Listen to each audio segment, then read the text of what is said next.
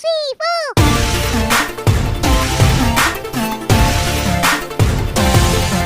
Hey guys, welcome back to my channel. My name is Wangeshi Munene. If you're new here, please remember to subscribe to this channel.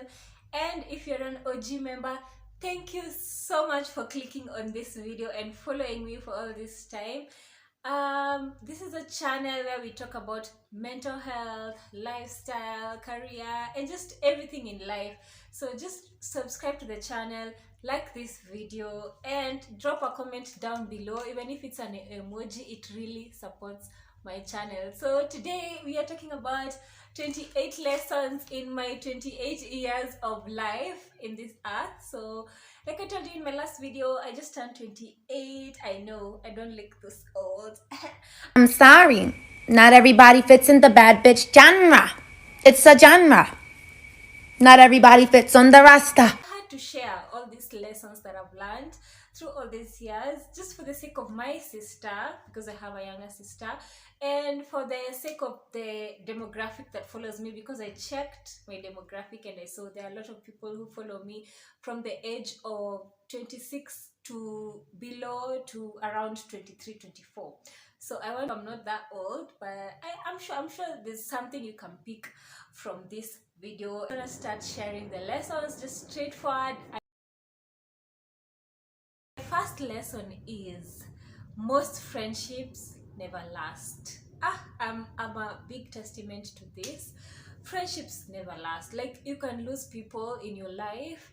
The girlfriends or boyfriends that you had, the friends that you had when you in primary are not the same friends you'll have in high school, are not the friends you're going to have in campus, and so forth and so forth. But I'm not neglecting the fact that you can have friends from childhood, from high school, from campus, and you can be friends for like more than 5-10 years. I'm a testament to that. I've had friends from high school and they've made to be like the best friends of my life. But if you find yourself in a situation where you're losing friends, don't feel bad.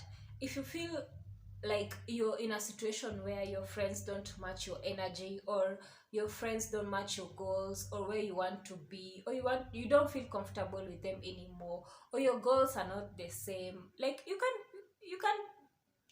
can separate yourself from them. You can separate from yourself from that circle of friends. You can build yourself, and life is long. You can always make friends along the way, and you don't need so many friends. So circle of friendships change, and even if they don't change, when you have a lot of people around you, you need to realize that not everybody is your close friend. Not everybody can come through for you. So you have to make like a circle. So there's the middle circle, and then you can make an outer circle, that's the immediate friends. Then you can make another circle, so they can be your friends, but you don't tell them your intimate things, like you're close to them maybe with career and stuff like that. Then make another circle of friends. Maybe they're the friends you party with, they're the friends you have fun with, but you can't come to them when you have a serious problem, or they've never supported you when it comes to something serious. So it's important for you to make that circle of friends. Place everybody where they're supposed to be. Don't assume everybody that you know are your close friends or your intimate friends. Let me say intimate friends. Don't assume everybody is your intimate friends. Eka kila mtu mwenye anafaa kuwa, and treat them accordingly, and your life will be so much easier. Number 2 is family matters. Family will always be there for you. I know it's a bit contradicting, because I've always shared how family can be toxic, and there are people who can be around you who are family, including your parents, your siblings, your immediate family, who can be toxic to your life. Or cut them off, or just like build a boundary with them. But in the normal circumstances, I'm saying like family will always be there for you. No matter what you go through, imagine your family is always going to be there for you. You've seen how like there's some men when you're nakwanga wezi. Even if those men are thieves, their moms are always there begging people not to burn their child. Like, your family is always going to be there for you. Plus, you have to realize people don't care. Even if you're sitting and you're wondering, oh, what will my friends think? What will my colleagues think? What will people around me think? They don't give a fuck. Everybody is thinking about themselves. So, the only people who are going to be there for you is your family, no matter what. Come rain, come shine. For you, no matter what. Even if you think they hate you, ama they are not proud of you, ama they don't think well of you, Aki, they'll always be there for you, especially your mother. Number 3, stop thinking about what people think. Imagine, do what you want. Like I've said in the previous point, people care about themselves too much. Nobody cares about you. And even if they think about you, it's just momentarily. So please just do what you want. Do what makes you happy. Even if you look crazy, do it. Just do what makes you happy. Number 4, FOMO is bullshit. Imagine you don't have to be included in plans. Your friends don't have to call you every time they're going out. Your family doesn't have to call you when they're going out or having a good time. So people are going to think like you don't fit in and stuff like that. So just get used to the fear of missing out. Please. Zoea hiyo, zoea kutoitwa kabisa kabisa kabisa. So I have my notebook because I've written all these points below. I don't want to miss anything. Understand where you're not needed and understand where you're needed. And that is balance. You cannot pour from an empty cup. What does this mean? You have to fill yourself. Like, you have to, take care of yourself mentally, physically, emotionally, spiritually, so that you can help other people. I really went wrong on this lesson because I used to try to help people and, make them feel better, make them feel happy, assure them, give them therapy and stuff like that. But on my end, I hadn't filled my cup. I hadn't reassured myself. I hadn't taken care of my own mental health. I hadn't taken care of my own emotional, mental, or spiritual well-being. So how the hell do I expect someone to fill my cup if I haven't filled my own? Funny thing about having an empty cup, you have nothing to show. So I have to pour into myself, make myself feel whole, fill my own cup, make myself feel validated and happy and satisfied, so that I can be able to share that emotion or kindness with someone else. So that when I pour, I'm not left with nothing. At least I'm left with half and I've poured a half to someone else. So learn to fill your own cup. Whether it's you need someone to validate you, validate yourself. You need someone to tell them they love you, tell yourself you love yourself. You need someone to tell you that your body is amazing, tell yourself your body is amazing. Take care of yourself, fill your own cup. Depression and intrusive thoughts are a lie. You see those negative thoughts that come into your head, okay, I'm not good enough, I'm not worthy, I'm not beautiful, I don't deserve this. Do I really deserve this? No. Okay, what am I supposed to do with this? How am I supposed to accommodate people around me? This person loves me, how am I supposed to love them back? Those intrusive thoughts that are coming into your head, those negative thoughts that are coming into your head and telling yourself that you're not good enough. Imagine, don't believe them. They're a fucking lie. Those are insecurities trying to bring you down. Misery loves company, and your brain needs to be controlled. The brain is a wayward organ, by the way. It can go wherever it wants. Whatever you feed it, that's what it will take. So validate yourself, feed yourself. All those negative things, all those negative thoughts that are coming into your brain, imagine, just try to rationalize it and ask yourself, is this true? If your thoughts are telling you, I'm not worthy, I can't do this, I don't deserve this job, ask yourself, is it really true? Will they really employ you if you didn't have these qualifications? If you're not fully qualified? Would people be asking you questions if you are not qualified? No, question those thoughts, question them, and 100% of the time when you question those thoughts, you realize that they are not true. They're just there to bring you down. They're just your insecurities or your past traumas trying to, hold you back and make you realize that you're not good enough, but you are good enough. Do not date anyone for their potential. My biggest mistake has been dating people for their potential. I meet a guy and they tell me, you know what, this is what I do. This is what I'm planning to do. In a couple of years, I want to, build certain a couple of houses, start a couple of businesses. This is what we can do. We can start this. We can build this. Or which it's not wrong when a man or a woman has ambition on what they are going to do, but you have to be careful. Just look at their practices. If they're saying this is what I'm planning to do, look at their practices. Are what they are living day to day living up to what they are planning to do? And if you give them weeks or months, are they making the necessary steps to do what they said they will do? You have to look at these things. They thought this is man I can build with. Oh, okay, they have potential. Oh, they're planning on doing this. They're planning on building this. They're planning on, expanding and doing this and doing this. But yeah, they're planning. Just like you plan. But do you do it? You have to look at if they're making the necessary plans to do whatever they planned to do. So in a partner, sometimes it's not good to fall in love with the potential. You fall in love with the potential and then you get invested in the relationship, and then at the end of the day you realize, oh, this person is not even as hardworking as I thought. This person is not as ambitious as I thought. This person is not doing the things they said they will do. Believe in actions. In the opposite side, like, there are people who say like these are their plans and they actually do. You can see, open your eyes, shine your eyes. Oh, you don't have to have it all figured out right now. Like I said, I'm 28 and I'm still trying to figure out my career. I've had so many things that I'm passionate about. I'm still winging it. I'm doing this, and I'm hoping like something that I like will stick. So if you're here and you're watching this video and you're below my age, 27, 26, 25, 24, 23, 22, 21, 20, imagine you don't have to have it all figured out. Life is a journey. Life is a marathon. It's not a sprint. It's not something that you do within a few minutes and then you're done. Life is a marathon. It takes stages.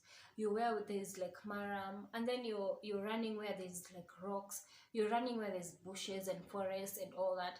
Like, it's such a whole journey. You don't have to have it all figured out. Just think about what you can do right now. If you're out of school, think about, okay, what can I do now? Okay, I don't have any experience. Maybe I can take an extra course.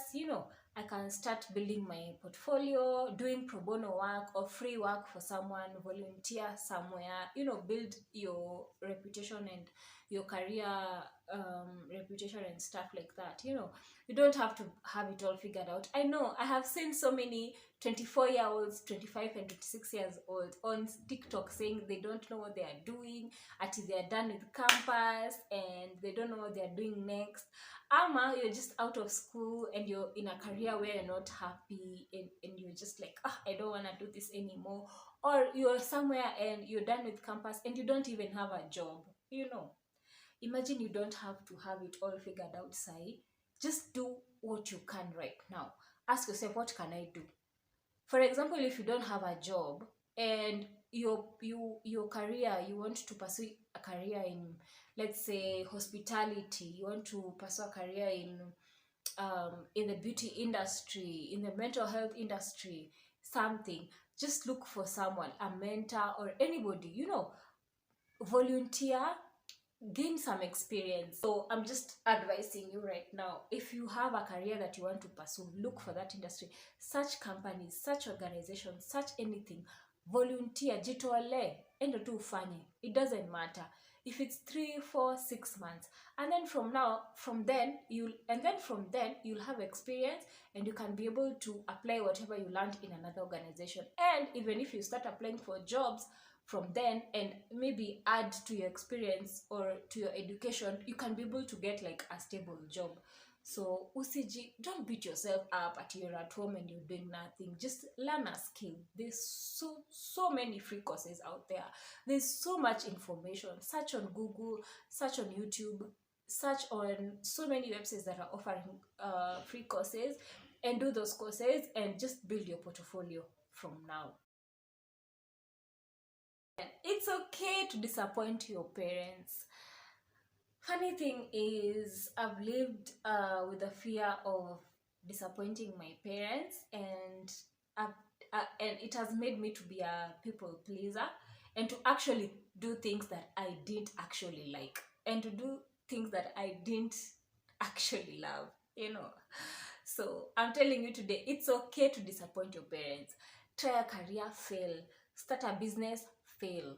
Go to school, fail. Realize you don't like it anymore. Tell your parents I don't like it anymore. If they're capable, they'll take you to a different course. Change courses, change careers, change friendships, change everything. It's okay to disappoint them. Imagine they won't die. Because hata hao wenyewe, they disappointed their parents. Their parents, if you ask your grandma and your grandpa, they'll tell you that your parents, they also disappointed them. They also did things that wronged them. So don't be afraid, because in this life we're not given any manual. Nobody tells us what to do, nobody directs us what to do, nobody teaches us what to do. So don't be afraid to disappoint your parents. Disappoint them. Because that's how you learn, that's how you grow. Sexual health is sexy and attractive. If you're watching this video, I am assuming that you're above the age of 18. If you're a girl or a boy, you have to take care of your sexual health. You have to be safe. I know our parents didn't teach us about sexual health. They taught us nothing, nothing. So I'm just advising you, as a young person above the age of 18, educate yourself, Google, learn, read everything, when it comes to your sexual health. Protect yourself as a woman and as a man. There's so many things attached to it. There are STIs, there's HIV, this pregnancy. Who wants to get pregnant when they're not ready? Nobody. There's so many things that need to be learned. So Google, research everything. Don't go out here at nini without information. Don't imagine, learn, because our parents didn't tell us, because they are baby boomers. They weren't, hata wenyewe, they weren't given the sex talk, they weren't given the sex education, so they didn't pass it on to us. So it's upon us as millennials and Gen Zs who are behind me. So I'm your big sister, and I'm telling you, learn everything. Please don't leave anything out. Research everything. Unaona, pull out doesn't work. Sometimes condoms break. So there's so much to be learned. So please go learn about it. If they show you who they are, believe them. Okay, if there's something that I believe with us women, we see so many signs, we see so many things, but we ignore, because we like to just see the best in people. Personally, I like to see the best in people, and I give people the benefit of the doubt. I never want to give someone one chance or two chances or three chances. I want to believe like you're a good person. I believe everybody is a good person until you show me that you're not. So if someone shows you who they are, and someone is just wasting your time, and they're telling you and they're showing you they don't want you, or they're showing you like they're there for an ulterior motive, imagine, believe them. See red flags as they are. Stop painting them. Stop ignoring all these things, all these facts, all these pointers that the universe is showing you. Believe your instincts and act accordingly. Reject the bare minimum. Please reject the bare minimum when it comes to friendship. Oh, rafiki mwenye, they only call you when they need something. They only call you when they need to have fun. They only call you, when things are going well. They never call you when they know you're going through something. They never call you randomly to check up on you, because if you're calling someone your friend, they're supposed to check up on you. Ask how you're doing. You don't have to be going through something. They just call you, ask you. Because personally, my friends, I have like very few friends, and but the people in my inner circle, the week can't end if they haven't called me. They ask me and stuff like that, did you eat, did you sleep well and stuff like that, because they know I'm struggling with my mental health.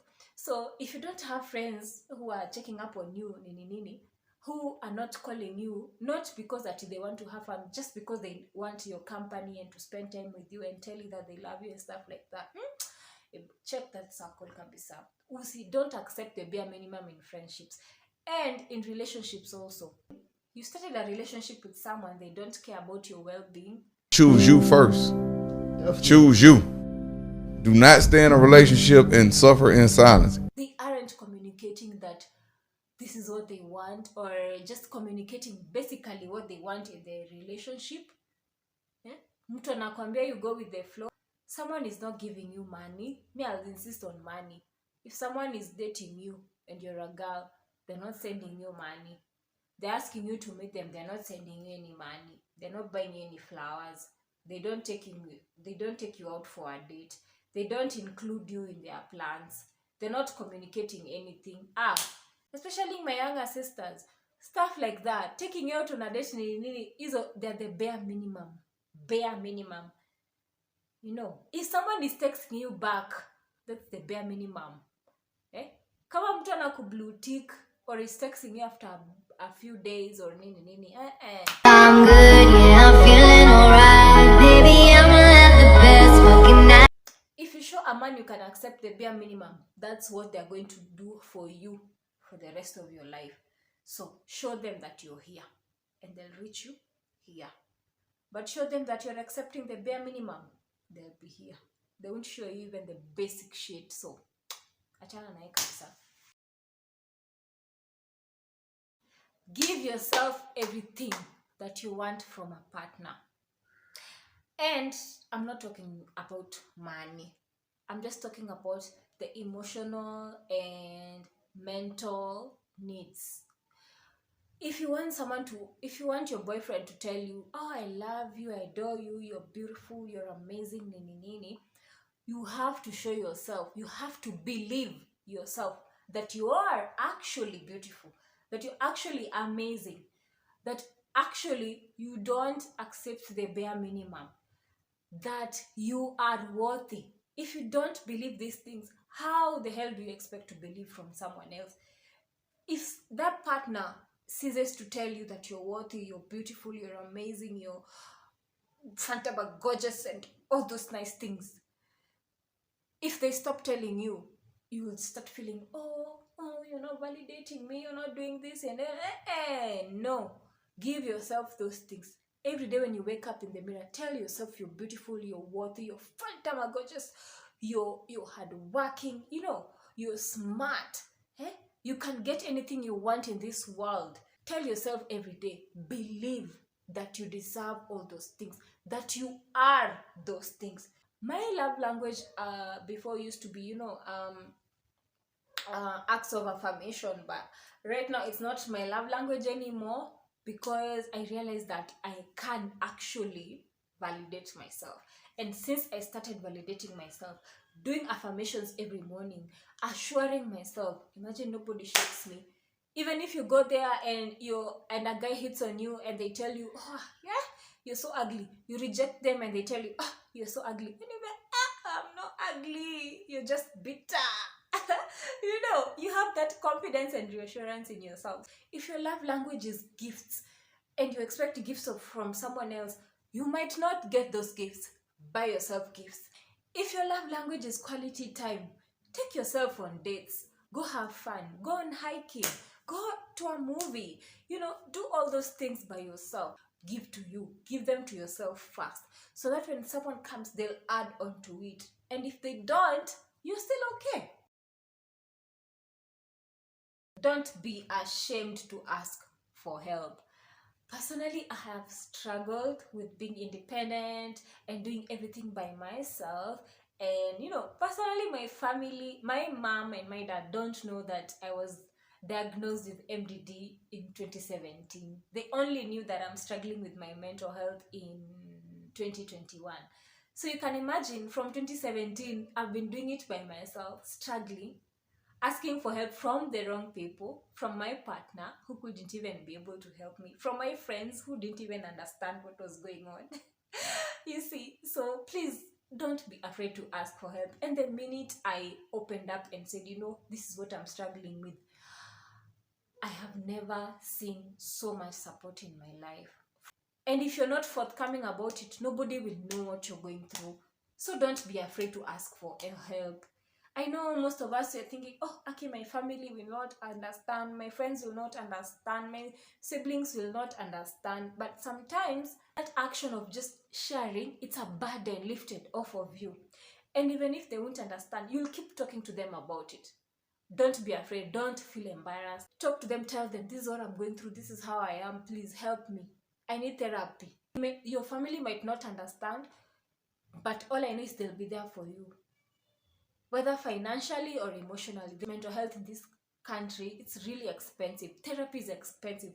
Meds are expensive. Begging you, ask for help. It's not a sign of weakness. It's a sign of strength. If you don't plan for your money will plan for you. I started working after I graduated in 2018. Yeah.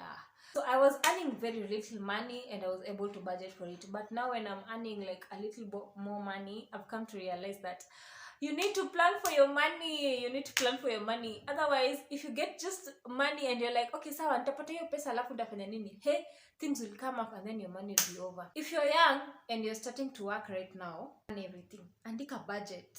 Andika penye pesa inaenda.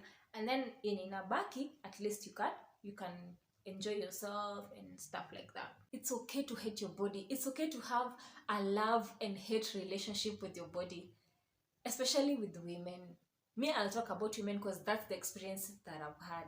Personally, like my body has had seasons and seasons, changing left, right, and center. Like changing. Maybe it's hormones, maybe it's my diet, the environment. Like there's so many things, contraception, like so many things that have affected my body. So it's okay if you feel like I loved my body when I was 20. So I am 25. Imagine life changes and your body changes and your body adjusts to make you comfortable.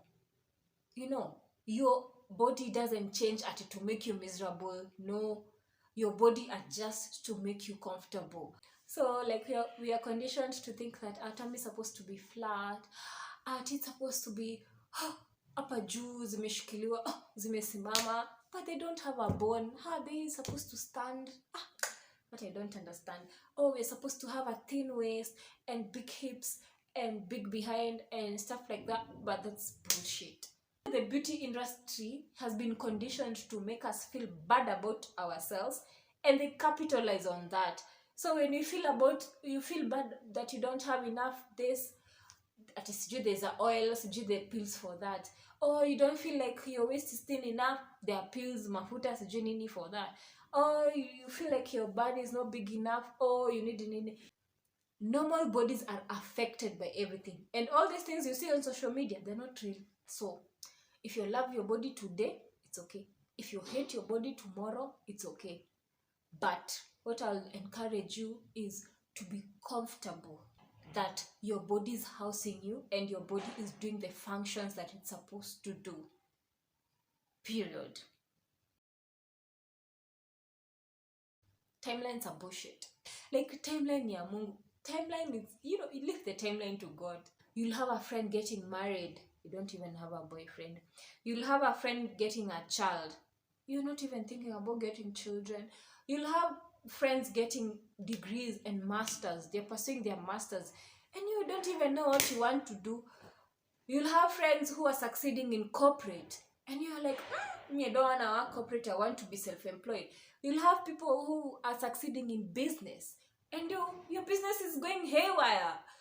Don't rely on your friend's timeline. If things are going good for them or bad for them, please don't compare yourself. You might feel clueless right now. You might feel like you're giving up. You don't know if it's the right career you took. I doubt myself all the time if it's the right career that I took. Trust your process. Trust your timing. Trust that your purpose is making its way towards you. Do everything, even if it's not giving you rewards. Follow that path. Do everything you can, and it will not miss you. Trust me. People make it in their 20s, people make it in their 30s, people make it in their 40s, people make it in their 50s. You've seen histories. You can choose your husband. Yes, that's the lesson. You can choose your husband. In life, we are told that you can't choose your family, but you can choose your husband. Make sure you choose wisely. Because honestly, someone can be handsome, he can meet your vibe and stuff like that.